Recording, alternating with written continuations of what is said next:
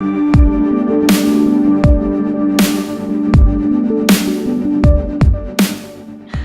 everybody. It's Leslie again here, and today we're talking with Alex.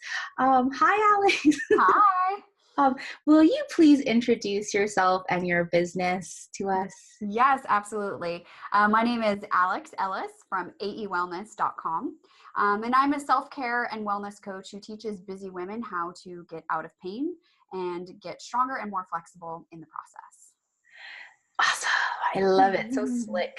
So just everybody, full disclosure, Alex and I are in the same mastermind group, and we have lots of fun together because not only are we in the same mastermind group, but we're also in the same support group. Is that what we call it? Success group, Success. but yes. I know that's what I called it at first. And I was like, I like the way success group just rolls off the tongue. Yeah, that's much better. So today what we're going to do is we're doing a little mini reading for you, and we're going to see how your astrological natal chart is aligned or not aligned with your brand, and hopefully shed some light and insight onto what you're doing and how we can better help with some challenges. So will you tell us a little bit of the challenges that you're hoping to shed some light on? Yeah, absolutely. So I think the biggest question I have right now, based on kind of like how my sales process has been going, is like, am I attracting the right clients, and how to get better at that?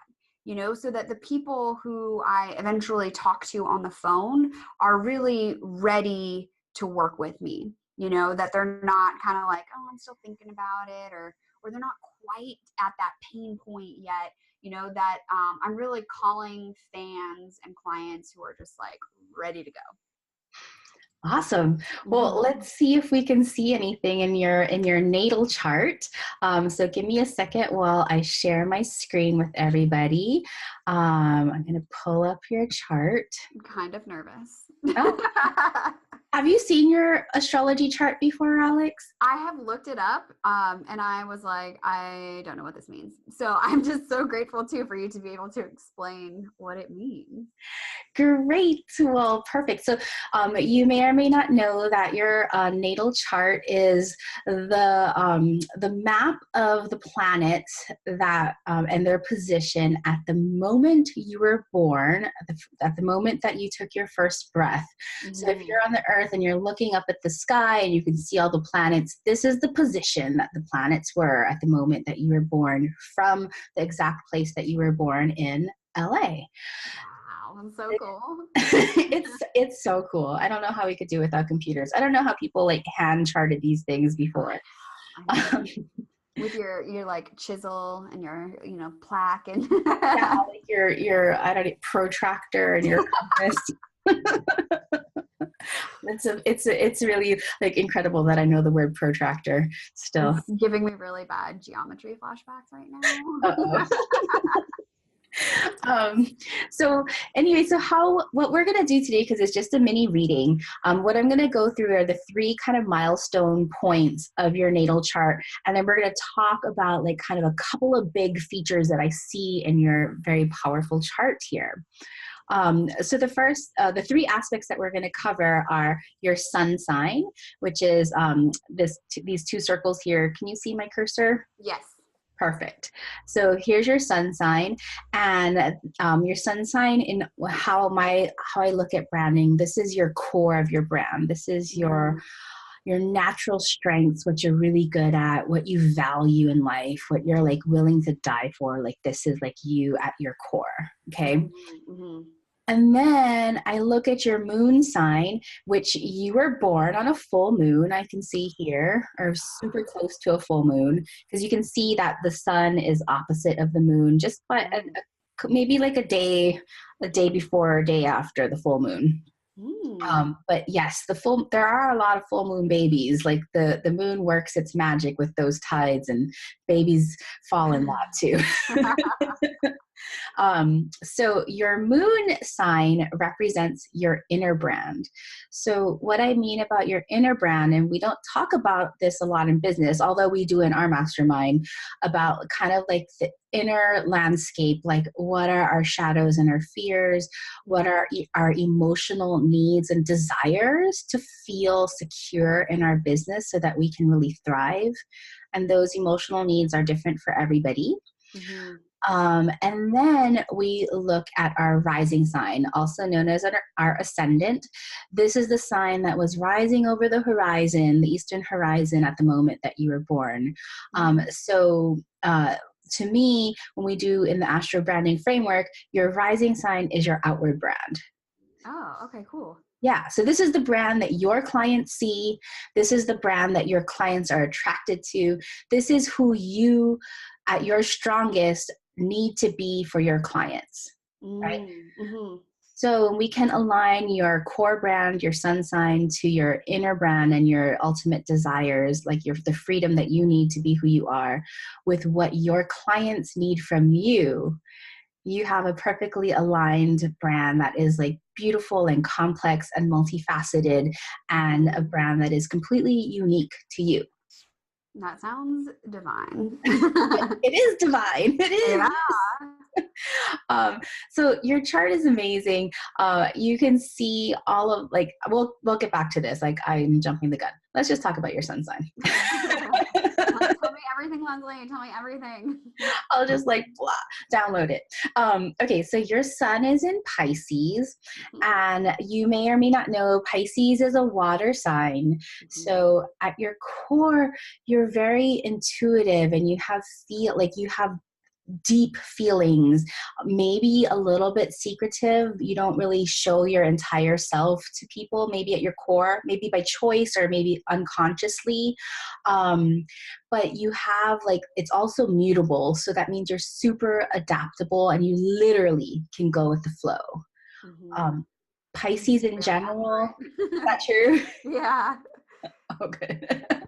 And then so at your core, at your values, Pisces, as in general, have tons of compassion, lots of intuition, have this kind of emotional, mystical feel. And we talked about just being adaptable and go with the flow. So at the core of your values and thinking about how you help your clients, like your absolute strengths, is that you really can help them, and you're not fixed on something, but you can really help them at no matter what stage they are.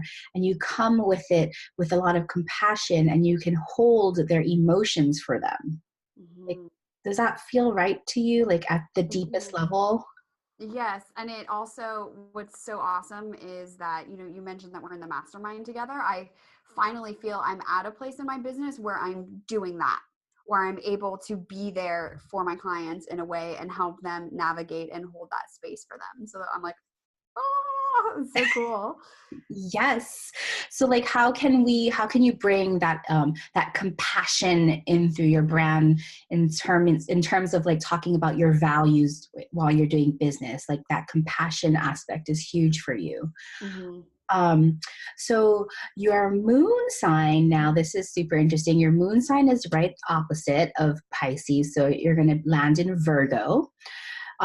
Your Virgo is a earth sign. It's also ruled by Mercury. Virgo is super orderly, super clean, loves routine, health, wellness, and it feels its best when you are running like clockwork. 1000%, yes. So knowing this, that you have this wonderful polarity between this kind of sensitive feeling self with this kind of Virgo who's nurturing still. She's a feminine sign, a feminine earth sign, but still needs kind of the structure and rigidity in their life to really feel like they can function. right? So probably in your business, how you arrange that to feel the most flexible in your business is you probably have lots of systems and lots of structures. And if your systems and structures are anywhere bent out of shape, you like cannot function. Yep. For sure. And it's taken me a while too to kind of figure that out to be more efficient, for myself. Yeah. And then knowing that that's your inner brand, and knowing that like if you put everything, not everything, if you really like organize to make sure that you are organized, Mm-hmm. then your business will be smooth and it'll open you up to do whatever you need to do creatively to progress your business forward. Mm-hmm. So when you're making decisions and asking yourself those hard questions, the question to really ask yourself about your internal landscape is like, how can I make this more structured? Okay. Yeah. Yeah, no, it's super resonating because I'm seeing ways in which that's like unfolding now and how that's like what I'm gravitating towards. So I'm like, it all makes sense now. Perfect. Because yeah, when like sometimes I look at systems and kind of like our elements, like this little grid here is our kind of our elemental chart: fire, air, earth, and water.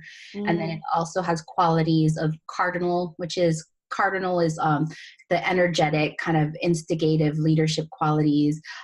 Fixed is our ability to be persistent and like get things done deeply. And the mutable is the go with the flow. So when I look at your qualities and your elements, you're super well balanced. I don't see like any missing elements. Yeah. Right. Like sometimes if I see missing elements, then we can say, okay, you really need to create a system around whatever that missing element is. Like that's something that can help strengthen a business. But for you, systems are like you at an emotional heart level need it in order to feel secure. Yeah. And then we're just talking superficial. Like there's so many other deeper things like in the houses and all the relationships. But looking at your ascendant, so this is kind of your rising sign and what we talked about, kind of your outward facing sign. Your ascendant is in Sagittarius. Okay. And so Sagittarius is a fiery sign. It's also another mutable sign. So we see a lot of go with the flow, which is really, really awesome for you. All your sun, your moon, and your rising are all mutable. So in a way, like you can really go with the flow, but because you have all of this go with the flow, you're going to have to like create some real frameworks in order for you to be decisive. Yeah. And to stick with the path. Yeah. Yes, I have struggled with that. You have shiny object syndrome. Oh my gosh. Yeah. And also, you try one thing for 2 days, it's not working. Let's try something else. But that, sticking with it to like really give it the time to work itself out. I am uncomfortable doing that, but have been forcing myself to do it. Yes. It's definitely in your chart. Gratefully though, for you, you have in your fixed sign. So this is kind of the place where you can like dig deep and be persistent about things. You have Mercury. Your Mercury is in a fixed sign in Aquarius, which is a fantastic place for Mercury because Mercury is your planet of communications, and Aquarius is this. Is about hopes and dreams and innovation and thinking just kind of about being like a rebel, like doing things that are very different than the norm. Like that's the kind of Aquarius quality. And you have your Mercury fixed. So like when you're thinking about communications, you can really be persistent in your communications, and you can dig deep, and the way that you're communicating is innovative. Like the things that you're talking about are innovative. They're out of the norm. Yeah. Okay. That totally makes sense. And then, sorry, I got on a tangent because there's just so many things to talk about. Then we look at the ascendant again, the rising in Sagittarius, the fiery mutable. So Sagittarius is a sign ruled by the lucky planet of Jupiter. Sagittarius and Jupiter are expansive signs. Okay. Mm-hmm. They're signs that, and symbols that broaden horizons, that are very philosophical, that are full of knowledge, that are hugely optimistic and Yeah. inspirational. And so, from how I look at an astro branding framework, who you need to be to your client is this Sagittarius. Mm. Okay. Mhm. Even Mhm. though you can hold space for them emotionally, like and you have compassion at your values. Um, but what your clients need from you is inspiration. Mhm. Okay. So in your messaging, like your question about messaging, how do I call in the right fans? Thinking about your communications, how can you combine inspiration and compassion so that not only can you talk to their heart to let them know that you can emotionally hold them through whatever transformation that you need to take them, but you can also inspire them through Mhm. motivation, through knowledge, and then using your mercurial energies, your communication that's innovative. Like, so you're really talking about, you're transforming the norms of what it is to be pain management, Mhm. right? So Yeah. this all works for you. So do you feel like that maybe you could bring a little bit more fire and water into your marketing communications? Yeah, I really do. I feel like I might not have turned up that inspirational piece enough, that like there's room to grow there for sure, for sure. Hmm. And then, so those are your like three main points, but I wanted to point out something like really like powerful about your chart. So Mhm. I don't know if you see all of these planets stacked up here in your, Mhm. this one piece of the pie is called your first house. Mhm. When you have a bunch of planets, so you have Uranus, Neptune, Saturn, and Mars, all in your first house. Getting cozy. Yeah, your first house is your house of identity. Mm. Okay. You have a lot of information, a lot of energy and planets in your house of identity, which, because there's so much energy there could be this tendency to get a little obsessive or compulsive about things that you're dealing with, like internally about yourself. Leslie, get out of my head.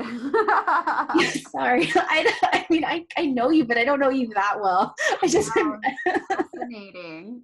um, and so the antidote to that, I don't know what the challenges you might have there, but there is definitely, because you have so many things stacked up there, it is a huge amount of power and it's a huge amount of challenge. Mhm. Okay. To kind of balance that out, we look across the chart to the seventh house. The seventh house, you have this little key here. This represents a little asteroid named Chiron that some astrologers use. Chiron is this god of healing who is never able to heal himself. So what Chiron represents in our chart is our deepest wound / our greatest gift. So Mhm. there there is some kind of meaning here about looking to partnerships, personal partnerships, business partnerships, clients, consultants, whatever kinds of partnerships, that's going to really give you a lot of foundation and healing around whatever conflicts you have within yourself. Mhm. Does that resonate for you? Oh, totally. I mean, just I'm thinking of partnerships too, that people show up in my life exactly when I need an answer, or when I need.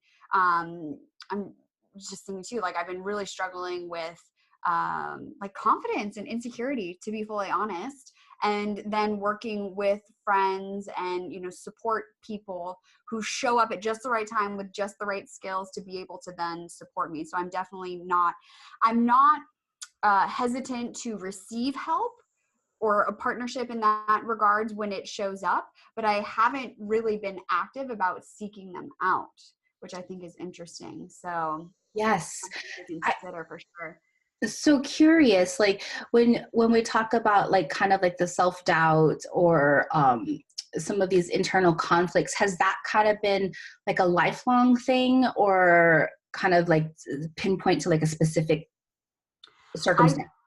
Yeah, I think it's been a lifelong thing, but now as I'm working to really expand and grow my business and getting very specific about who I serve and how I serve them, that it has forced me to confront all of those things. That they were always there, but it was easier to kind of just like brush off the imposter syndrome or just, oh no, that's fine, that's no big deal. Whereas now I'm realizing like I'm at the border, if you will, of I see what I want. And in order to take that step, I have to process this and not just like shove it down, but to really process it and integrate it to move through it, you know? Yes. Well, you definitely have the discipline for that because like Saturn in Capricorn and Saturn is about discipline. Mars also in Capricorn. Mars is about energy and activity. So that these two planets here that are all in your first house and in Capricorn. This is really going to give you you have the discipline and energy to get through those things. Thank God. And I mean, just like, this is just like natally, this is like in you already. Yeah.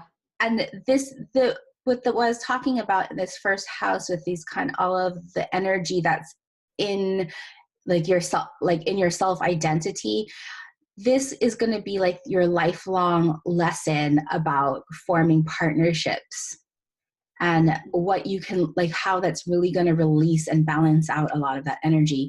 But it also comes from this sun and moon opposition also. Like people who are born on the full moon are constantly throughout their life balancing opposing polar opposites.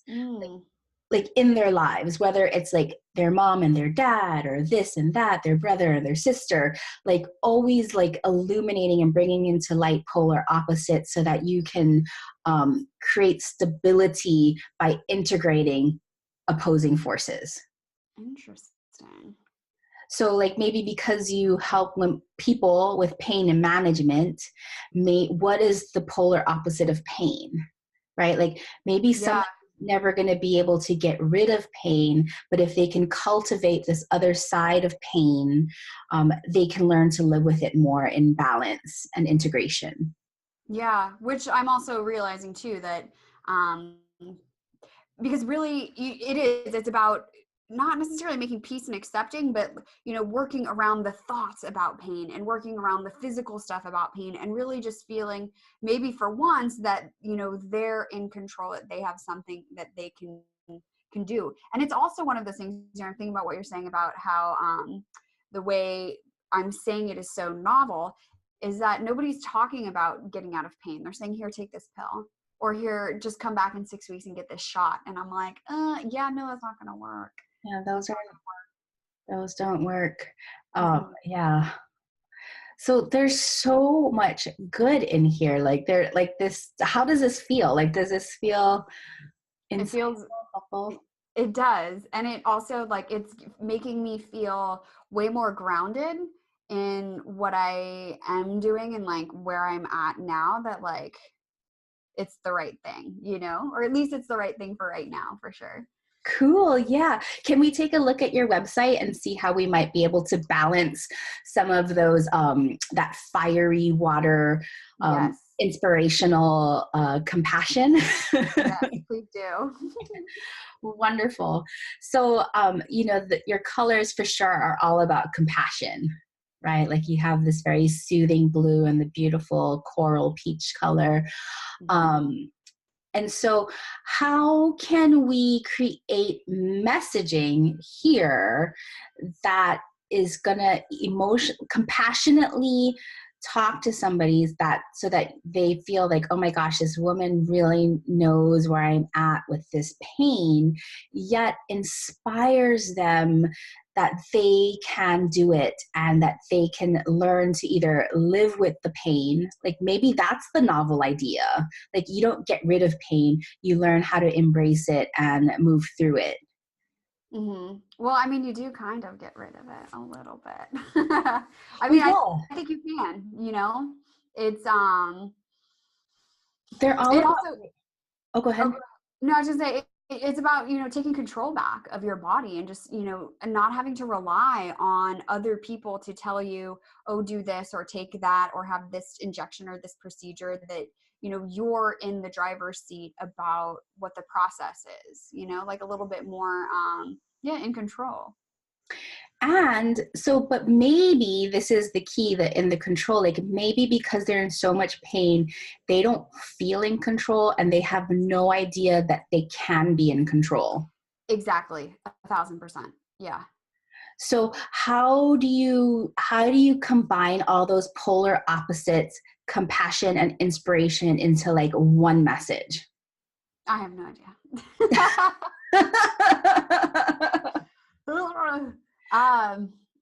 I don't know. Now I'm like, oh my gosh, just tell me what to do, Leslie, and I'll do it. Yeah, I think, oh gosh, what would I do if I was Alex? I would say compassion actually in my messaging at times, like that's not my go-to. So softening into that, especially with my copy, would be good. Like I'm quick to say like, you're doing it wrong, but that's not really the message I want to say all the time, because it's not that kind and welcoming. And that's not part of your brand that they're going to be attracted to. Exactly. They want inspiration. They want to be nurtured. They want to know that you have them. So I wonder if even this pills don't solve pain, which is another one of those finger wagging. Because part of the idea is like, it is possible to wake up without pain, that life without pain is possible. What about that? What if your headline is, it is possible to live without pain? And also with your photo, this doesn't show compassion either, or inspiration. You should be looking at them lovingly with your arms open. Okay, I have a photo just like that. Try that. See how it works. Yeah. And then 5 things to get stronger and out of pain for your opt-in. 9 things to get you stronger and out of pain. How can we make that how can we make that title more compassionate and inspirational? 9 things to, how about 9 things to comfort you when you're in pain. Ooh. Or even, do you think comfort or soothe? Either of those are beautiful words. Yeah. Oh my gosh, Leslie. You know what's interesting too, that I kind of have, like, I've maybe on an intuitive level, I'm like, there's a disconnect here, but I couldn't really put my finger on it, of like what exactly it was. And I feel like this is it. Yay! Oh my goodness. So do you have any last words before we wrap up? I am like eyes wide open, like, wow, that was it felt so easy too. Because like I'm saying too, on a certain level, I was kind of like, wait a minute, like this isn't exactly it, but I don't quite know what it is. So how awesome to go back to literally the beginning, literally, to get some guidance.